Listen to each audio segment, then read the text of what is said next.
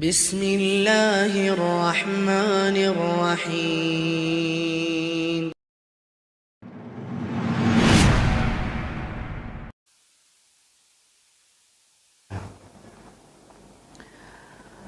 السلام عليكم ورحمة الله وبركاته.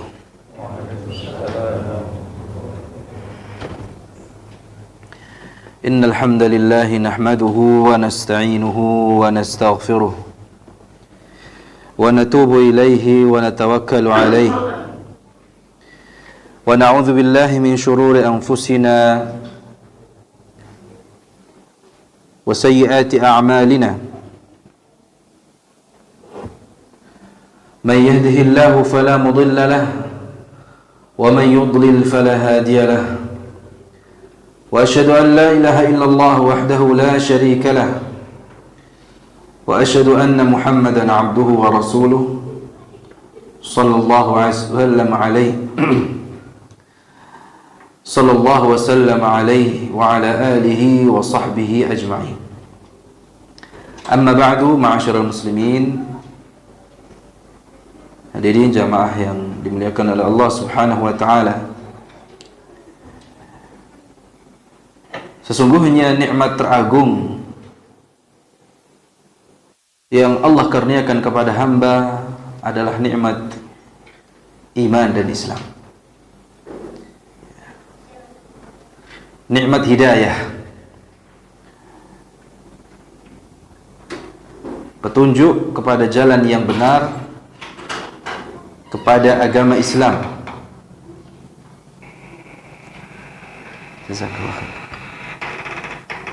Agama yang diridhai oleh Allah Subhanahu wa taala. Jalan yang diridhai oleh Allah, jalan yang lurus itu adalah agama Islam. Yang ketika seseorang memilih agama selain Islam atau mencari agama selain Islam, maka dia termasuk orang yang rugi. Sebagaimana yang Allah firmankan di dalam Quran surat Ali Imran ayat 85, "Wa man yabtaghi ghairal islami dinan falan yuqbala min wa huwa fil akhirati minal khasirin." Barang siapa yang mencari agama selain Islam, maka sekali-kali tidaklah diterima agama itu daripadanya, dan di akhirat dia termasuk golongan orang-orang yang merugi.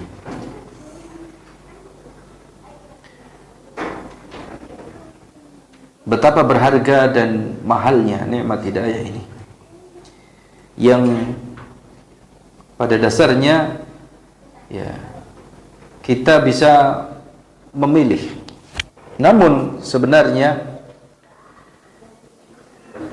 kita mendapatkan hidayah, taufik itu semata-mata di tangan Allah Subhanahu wa taala. Ya.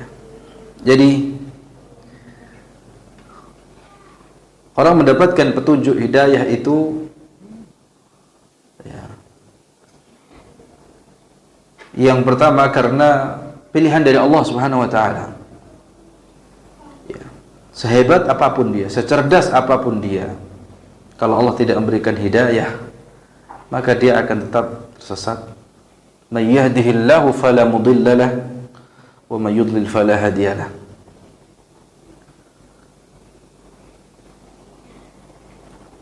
Nikmat ini patut untuk kita syukuri. Karena betapapun orang alimnya seseorang, pintarnya seseorang, berilmunya seseorang, kalau Allah menghendaki dia di atas tetap di jalan yang lurus, maka dia akan tetap di jalan yang lurus. Sehebat apapun seseorang, tatkala Allah berkehendak untuk menyesatkannya, maka tidak ada yang mungkin bisa memberikan hidayah kepadanya.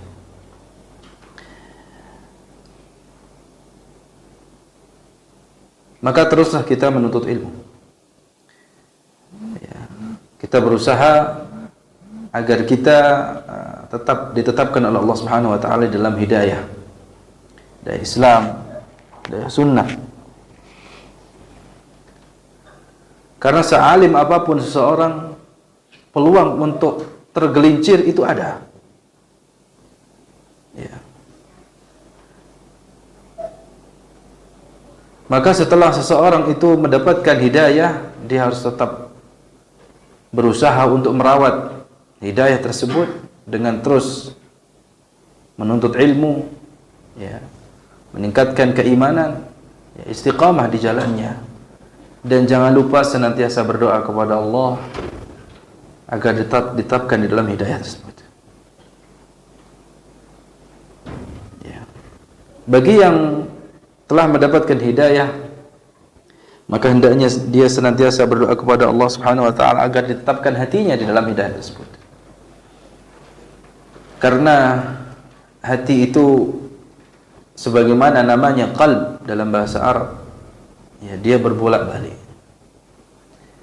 Dia dengan begitu cepatnya berbalik dari yang sebelumnya beriman kemudian menjadi kafir, yang sebelumnya ingat kemudian menjadi lalai. Dan itulah keadaan kita manusia, sebagaimana yang pernah kita pelajari di surat Al-Insyiqaq, la tarkabunna tabaqan an tabaq. Sungguh kau benar-benar akan melewati tingkatan demi tingkatan. Ya. Dan di antara keadaan manusia yang paling cepat perubahannya adalah hati. Ya. Ada 4, ya, waktu, tempat, ya, apalagi badan, fisik, dan hati.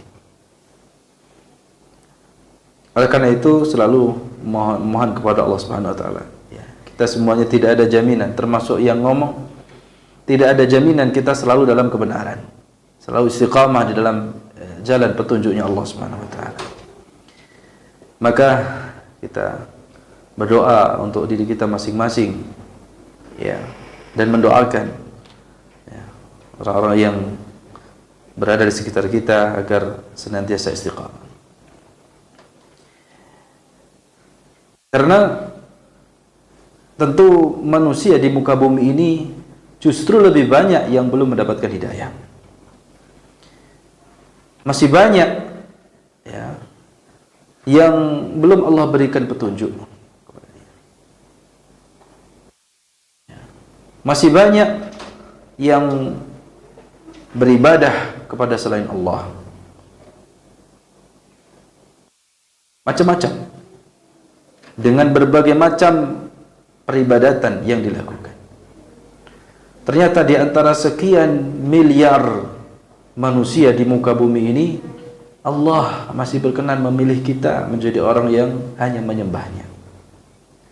Tentu ini adalah nikmat yang luar biasa, nikmat yang sudah sepantasnya kita syukuri dengan terus merawatnya, ya, berusaha untuk menjaganya agar jangan sampai Allah palingkan diri kita, hati kita.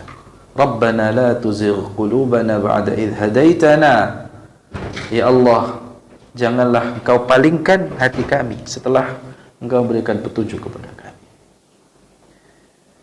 Karena di zaman ini fitnah itu begitu besar, kaqita'in minal lail.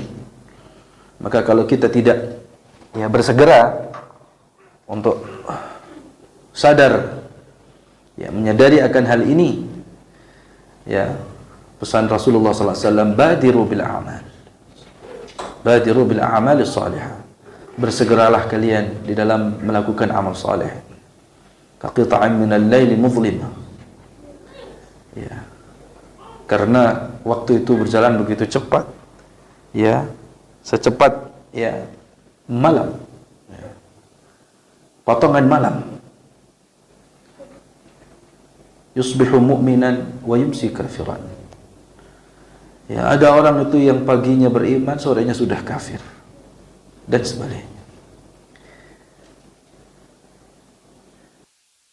Semoga kita digolongkan termasuk orang-orang yang dilapangkan dadanya untuk menerima Islam dan mensyukuri nikmat tersebut. Ya. faman yuridillahu an yahdiyahu yashrah sadrahu lil Islam. Barang siapa yang Allah kehendaki Allah berikan petunjuk kepadanya, niscaya dia akan lapangkan dadanya untuk menerima agama Islam. Wa may yurid an yudillahu yaj'al sadrahu dayyqan harajan ka'annama yas'adu fis sama. Dan barang siapa yang Allah kehendaki kesesatan pada dirinya, maka niscaya Allah menjadikan dadanya itu sesak, sempit, seolah-olah ia sedang berada di angkasa, di langit. Makanya tadi di muqaddimah ya, kita sering mendengarkannya, may yahdihillahu fala mudilla lahu wa may yudlil fala hadiya lahu. Rasulullah SAW bersabda, yang siapa yang diberikan petunjuk maka tidak akan ada yang bisa menyesatkannya, dan barang siapa yang Allah sesatkan maka tidak akan ada yang bisa memberikan petunjuk kepadanya. Jadi sekali lagi, jangan kita terpedaya dengan kehebatan diri kita, kecerdasan diri kita, karena hidayah itu tidak diperoleh karena kecerdasan. Ya. Kalau kecerdasan itu berbanding lurus dengan hidayah, ya, maka tentu orang-orang Jepang, orang-orang Eropa, tentunya mereka lebih terdepan untuk mendapatkan hidayah. Tetapi orang-orang yang memiliki kecerdasan luar biasa, bahkan justru sebagian mereka menyembah matahari, sebagian mereka menyembah patung, berhala, ya. Namun ternyata hidayah itu tidak berbanding lurus dengan kecerdasan. Maka kalau kita sudah tidak cerdas, ya, yang berilmu saja belum tentu mendapatkan hidayah, apalagi yang tidak berilmu gitu. Oleh karena itu, senantiasa kita berdoa kepada Allah agar ditambahkan ilmu, ya, agar ditingkatkan keimanan kita untuk senantiasa istiqamah di atas jalannya.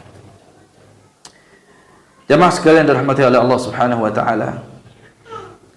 Ya, tentu kita tidak bisa menyandarkan sedikit pun walaupun sekejap mata kepada diri kita di dalam meraih hidayah, di dalam menempuh hidayah, dalam merawat hidayah ini.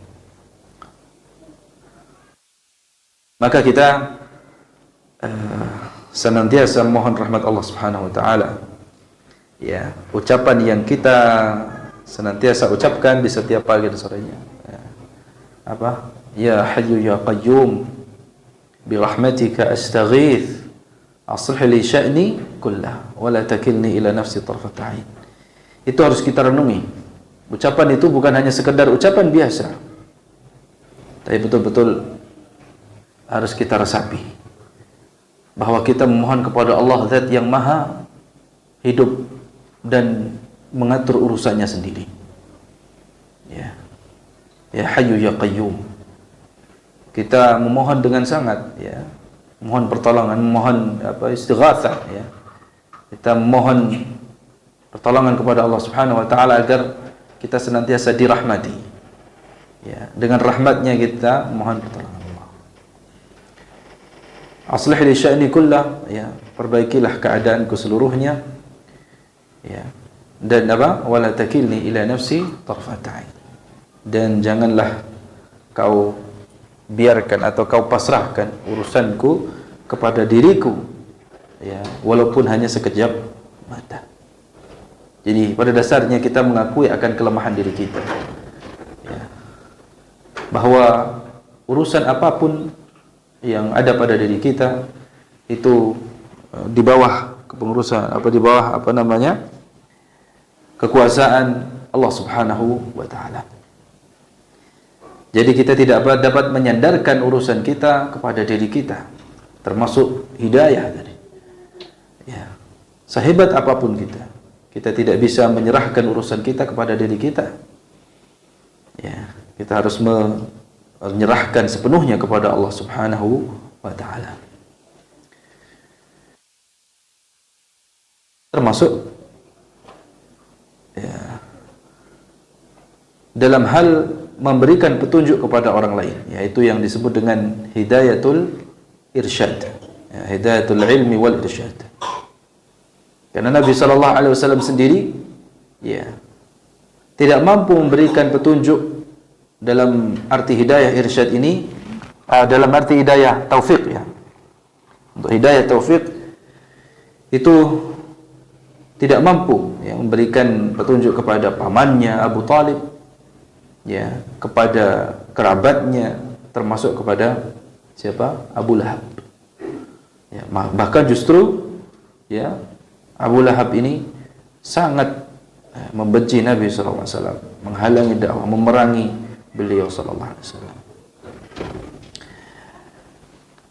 Baik, surat yang akan kita bahas ini ada kaitannya dengan ya sosok yang kami sebutkan barusan ya, yaitu Abu Lahab.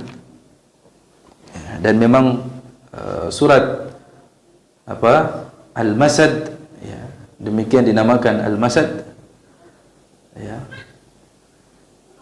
Itu temanya adalah balasan untuk Abu Lahab dan istrinya. Surat yang membicarakan tentang kebinasaan Abu Lahab, musuh Allah Subhanahu wa taala dan Rasulnya. Sosok yang sangat memusuhi Rasulullah sallallahu alaihi wasallam. Ya.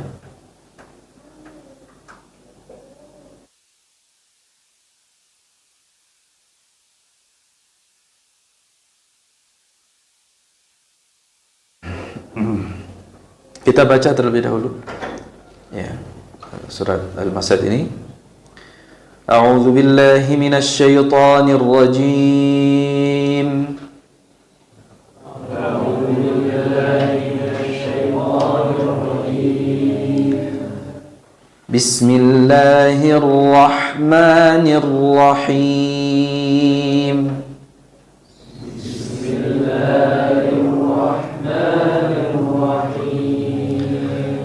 Tabbat yada abi lahabin wa tabb. Tabbat yada abi lahabin wa tabb. Ma aghna anhu maluhu wa ma kasab.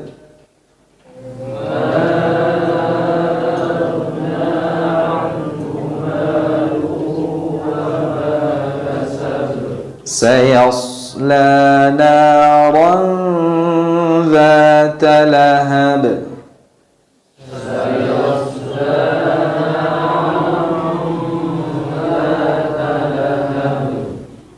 وامرأته حمالة الحطب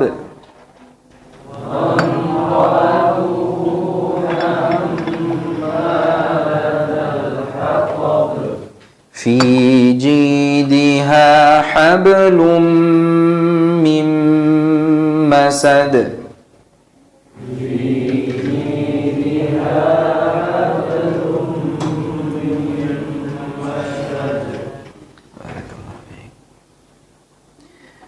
Suratul Masad ya, demikian surat ini dinamakan, diambil dari akhiran suratnya, fi jidha hablum mim masad. Surat Al-Masad ini juga dinamakan dengan surat Tabbat dan surat Abi Lahab dan juga surat Al-Lahab.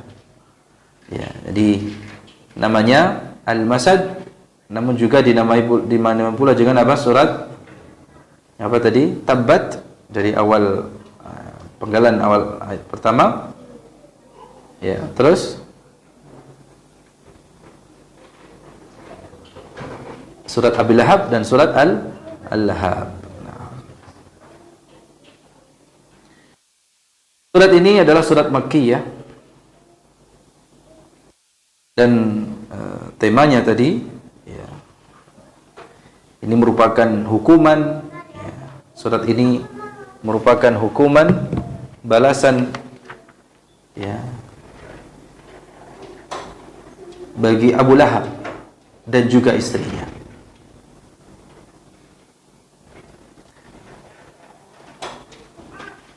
Surat Al-Masad atau surat Al-Lahab ini ya, memiliki sababun nuzul. Ya, jadi ada sebab turunnya.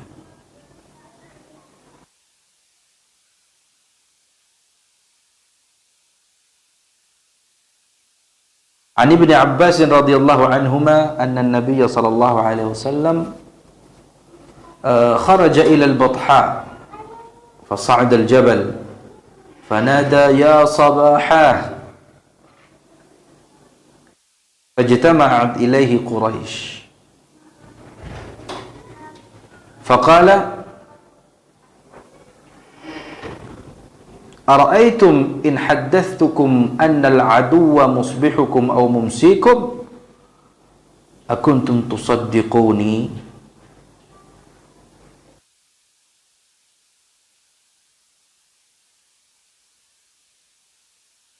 Qalu na'am.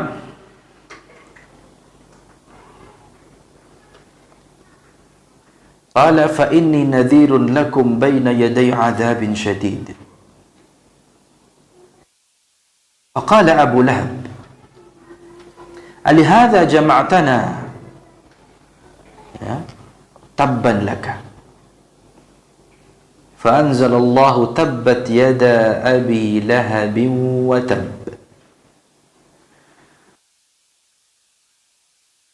ما أغنى عنه ماله وما كسب إلى آخر السورة.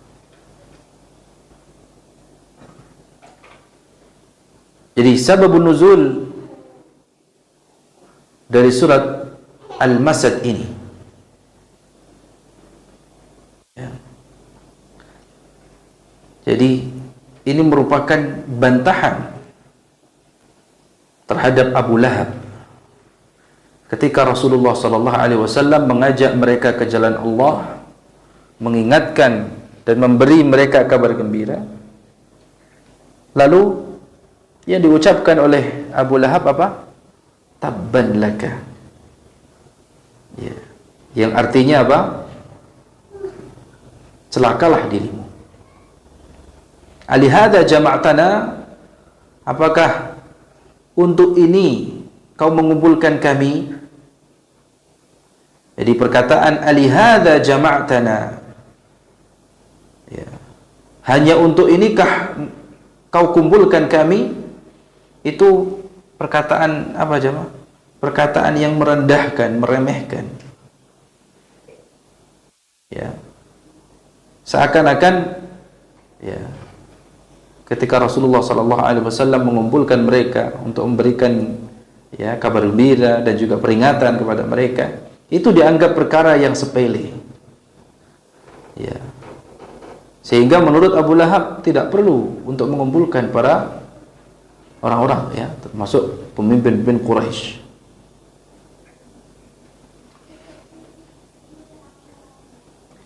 Jemaah sekalian dirahmati oleh Allah Subhanahu wa taala. Ya.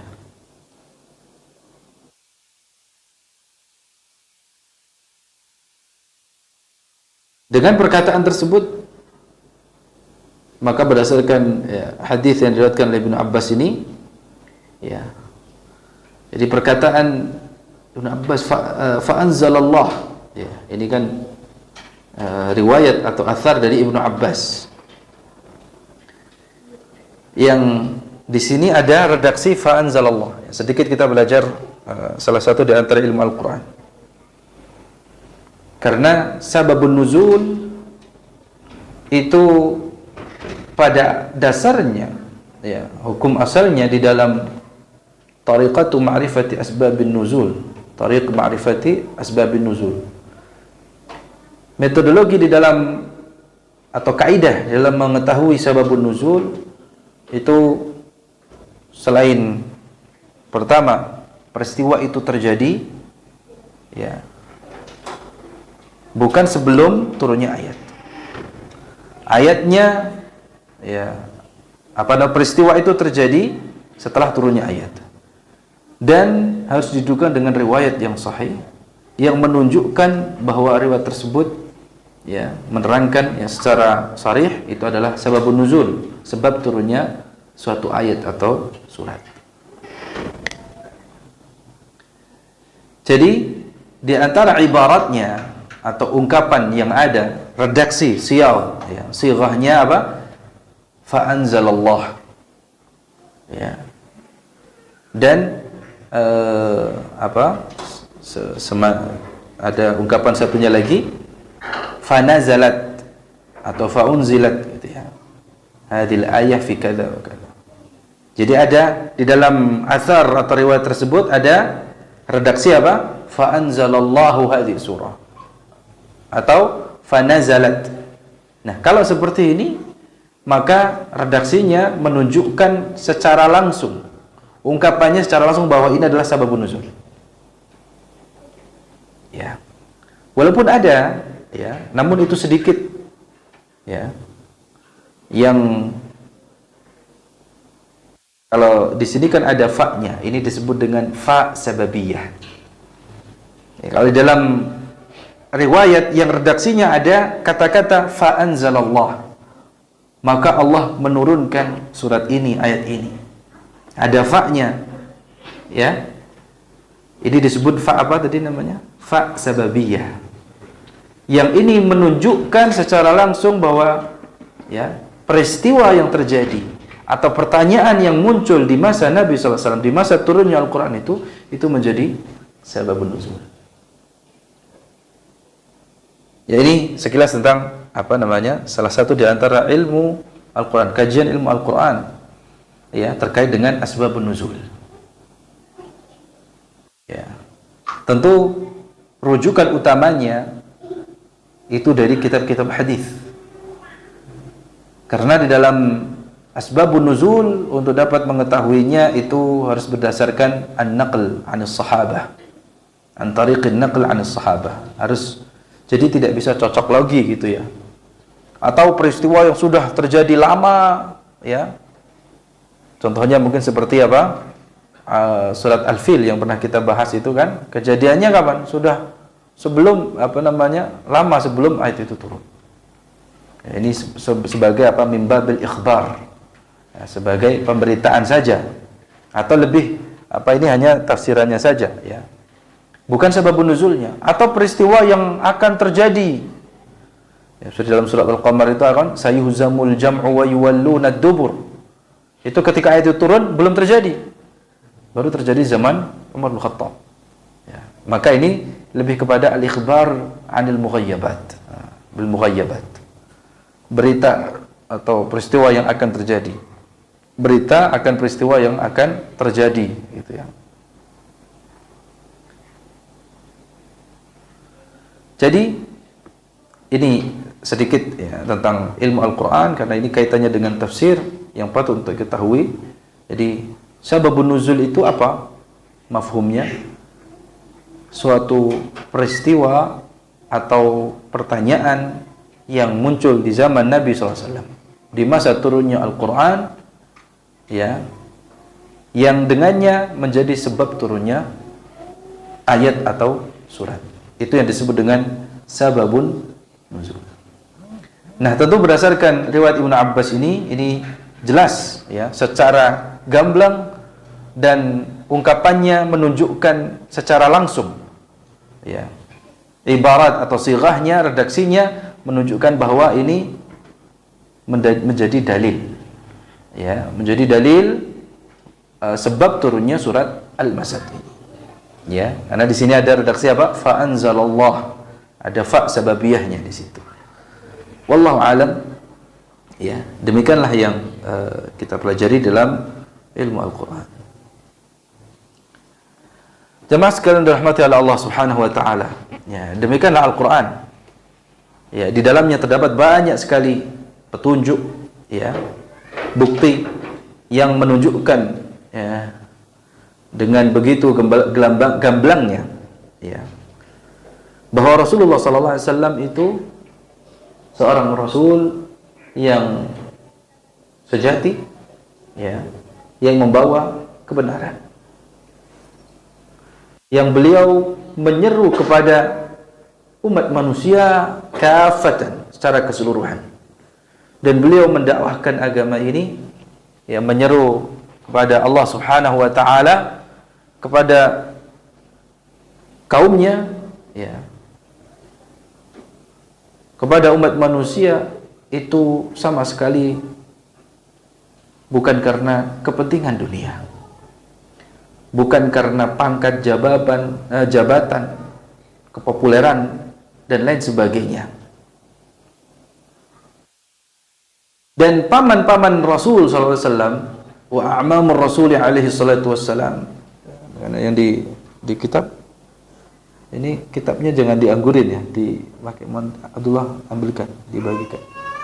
Wa amamur Rasul sallallahu alaihi wasallam inqasamu fi muamalatihi wa muamalati Rabbih azza wa jalla ila thalathati aqsam. Paman-paman Nabi itu terbagi menjadi 3. Di dalam kaitannya muamalah, interaksinya dengan Nabi SAW dan kepada Allah Subhanahu wa taala. Qismun amana bihi wa jahada ma'ah. Ya.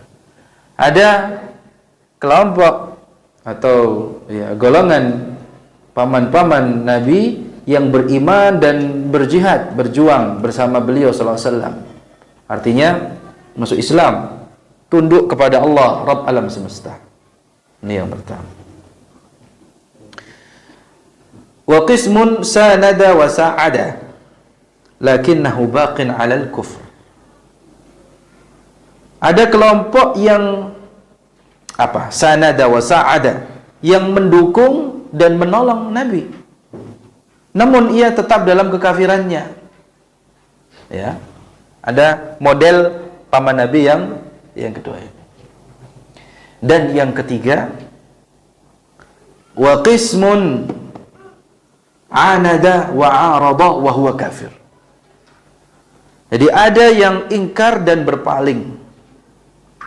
Mereka ini kafir terhadap agama yang dibawa oleh Nabi SAW. Coba, mari kita kenali satu persatu. Dari 3 golongan, para paman Nabi itu 3 kelompok. Ada 3 kelompok. Yang pertama, fa'ammal awal fal Abbas ibn Abdul Muttalib wa Hamzah ibn Abdul Muttalib. Ya.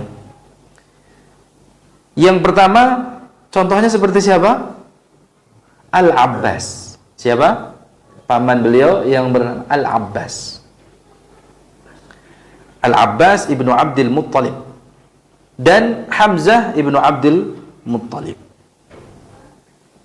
Dan tentu Hamzah lebih afdal daripada Al-Abbas, karena Hamzah dijuluki sebagai syuhada yang terbaik di sisi Allah Subhanahu wa taala. Dan Rasulullah SAW memberikan gelar kepada pamannya yang bernama Hamzah itu dengan gelar Asadullah. Ya. Dan Asadur Rasulih. Singa Allah dan singa Rasulnya. Dan beliau terbunuh pada perang Uhud di tahun berapa? 2 Hijriah. Wa tsani afdal min al-awwal. Jamaah sekalian rahmatullah subhanahu wa ta'ala. Amma alladhi sanada wa sa'ada ma'a baqa'ihi 'ala al-kufr fa huwa Abu Talib. Adapun yang mendukung serta menolong tetapi masih dalam kekafirannya, itu contohnya seperti siapa? Paman Rasul yang bernama Abu Talib. Ya. Fa Abu Talib qama ma'an Nabi khaira qiyamin fi ad-difa'i anhu wa musanadatihi. Dia telah bersikap baik kepada Rasulullah SAW, membela serta mendukung beliau. Walakinnahu wal'iyadhu billah qad sabaqat lahu kalimatul azab. Lam yuslim hatta fi akhir hayatihi, fi akhir lahzatin min ad-dunya. Arada alaihi an-nabiy sallallahu alaihi wasallam an yuslim lakinnahu aba. Bal wa mata ala qawlihi innahu ala millati Abdul Muttalib. Yang disayangkan, namun justru Abu Talib ini wal'iyadu billah, Allah telah menentukan azab untuknya. Ya. ia tidak memeluk agama Islam sampai akhir hayatnya, bahkan di detik-detik akhir kehidupannya, di mana Rasulullah sallallahu alaihi wasallam mengajaknya untuk masuk Islam, tapi ia enggan. Ya. Dan meninggal dalam pernyataannya bahwa ia berada di atas agamanya Abdul Muttalib. Kemudian Rasulullah SAW memintakan syafaat untuknya. Ya, jadi untuk meringankan azabnya hingga diazab di neraka dengan cara fi dhahdahin minan nar wa alaihi na'lan yaghli minhuma dimaghuhu, hingga diazab di neraka dengan cara dipakaikan sandal lalu mendidih otaknya, isi otaknya. Itu yang paling ringan ya. Amma tsalits, adapun yang ketiga, kelompok paman Nabi yang ketiga ini yang alladzi anada wa arada fahuwa Abu Lahab, yang ingkar dan berpaling ini, yang membangkang, itu contohnya seperti Abu Lahab. Allah menurunkan satu surat utuh, ya, satu surat penuh. Fa anzalallahu fihi suratan kamilatan tutla fi shalawat fardhiha wa nafliha. Yang surat itu dibaca di dalam salat wajib maupun sunnahnya. Fi sirri wal alan, di dalam salat sir, yaitu bacaan yang pelan, maupun jaharnya al-alan, salat jahriyahnya, salat yang bacaannya keras. Yuthabul mar'u ala tilawatiha, bahkan orang yang membacanya itu mendapatkan pahala. Ala kulli harfin 10 hasanat, dari setiap huruf 10 kebaikan.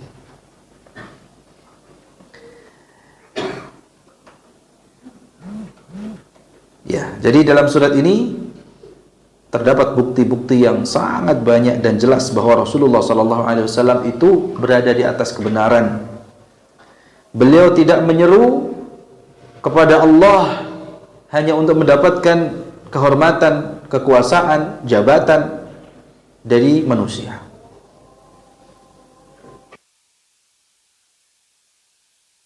Jemaah sekalian dirahmati oleh Allah Subhanahu wa taala. Allah Subhanahu wa taala berfirman, tabbat yada abi lahabin wa tabb. Binasalah, celakalah kedua tangan Abu Lahab, dan sesungguhnya dia akan binasa. Jadi ini merupakan apa jemaah? Raddun, bantahan terhadap Abu Lahab. Ya, tadi tatkala Rasulullah SAW mengajak mereka, menyeru kepada Allah Subhanahu wa taala, mengajak kepada jalan kebenaran, jalan Allah, memberikan kabar gembira serta memberikan peringatan kepada mereka, Abu Lahab ini mengatakan apa? Tabban laka alihada jama'tana. Celakalah kamu, apakah untuk ini kau kumpulkan kami? Ya.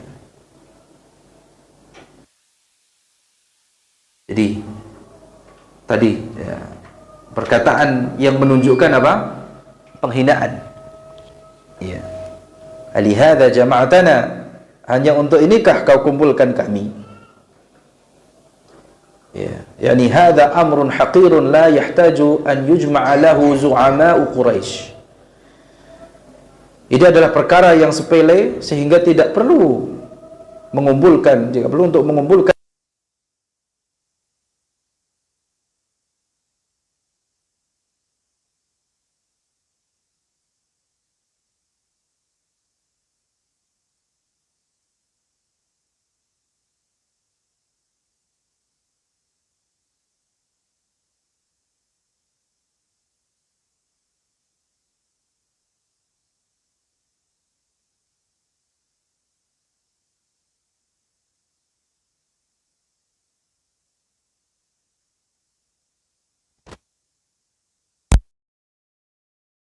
tidak acuh dan tidak peduli.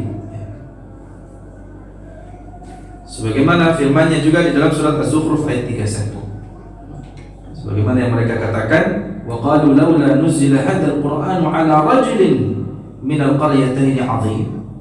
Dan mereka mengatakan, mengapa Al-Quran ini diturunkan atau tidak diturunkan kepada seorang pembesar dari salah satu dari dua negeri, maksudnya Mekah dan Taif.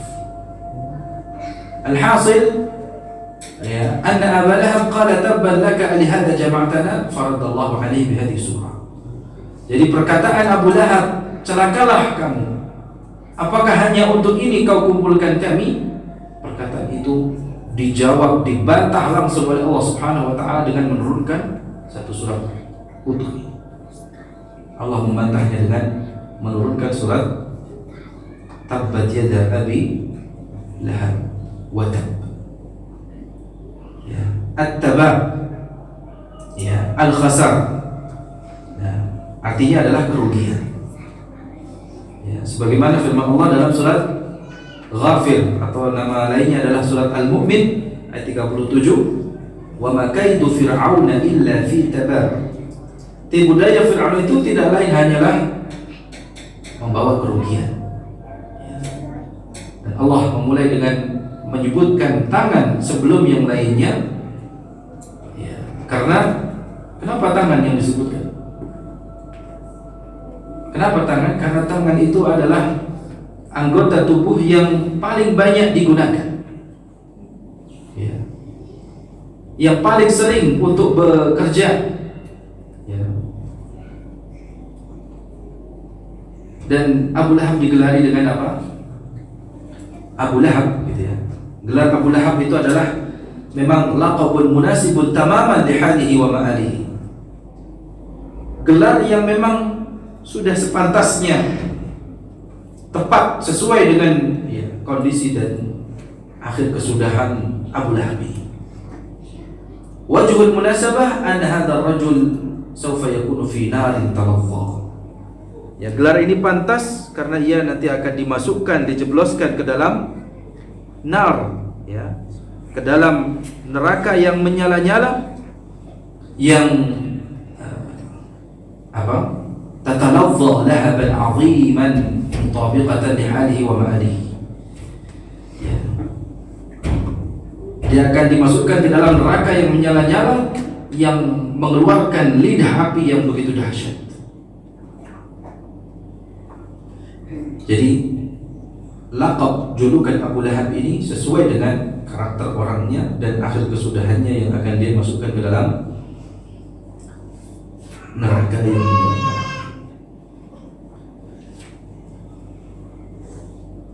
Jemaah sekalian dirahmati oleh Allah Subhanahu wa taala. Penyair mengatakan,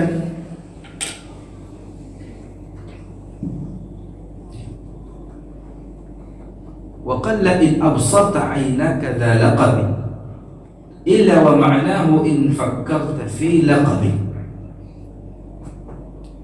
Katakanlah,